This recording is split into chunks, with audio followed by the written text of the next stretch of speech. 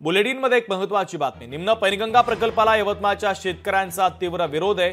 काही नेते आणि अधिकारी दिशाभूल करत असल्याचा शेतकऱ्यांनी आरोप केला आहे। त्यामुळे शेतकरी आता अधिक आक्रमक झालेले आहेत, तर जीव गेला तरी प्रकल्पाला जमीन देणार नाही अशी कठोर भूमिका आता येथील शेतकऱ्यांनी घेतलेली आहे।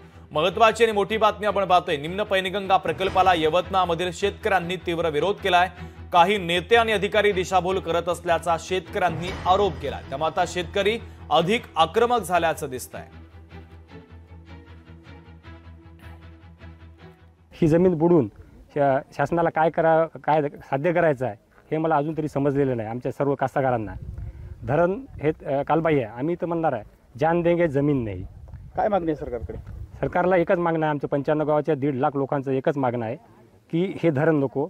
त्या धरणाच्या व्यतिरिक्त आता सध्या ओलीत आहेच, पण उच्च पातळीची बंधारे आहे विष्णुपुरी प्रकल्पासारखे, ती बंधारे करून या लोकांना सुजलाम सुफलाम करावं हेच मागणं आमचं। माझी 7.5 एकर जमीन या धरणामध्ये चाललेली आहे, तर मला या धरणाचा सक्त विरोध आहे। दलालाच्या मार्फत चुकीची माहिती देऊन शेतकऱ्यांना 95 गावाच्या शेतकऱ्यांना चुकीची माहिती देऊन हे फोडीचा प्रयत्न करत आहे। या अधिकाऱ्यांना चाप देण्यासाठी आमची समिती आज रोजी खंबीरपणे त्यांच्या मागे आम्ही लोक उभे आहोत। आज ज्यांनीच जे समजा आज आम्ही उठून जाऊ तर आम्हाला पुढे जमीन भेटणार नाही। कुठेतरी आमचे लेकरं बाळ हे होऊन जाईल, लोगड्यावर पडून जाईल। म्हणून सरकारने आमचा विचार करून हा धरण रद्द करून बॅरेजेस बांधून बुडीत क्षेत्र आणि लाभ क्षेत्राला पाणी द्यावे ही आमची विनंती आहे।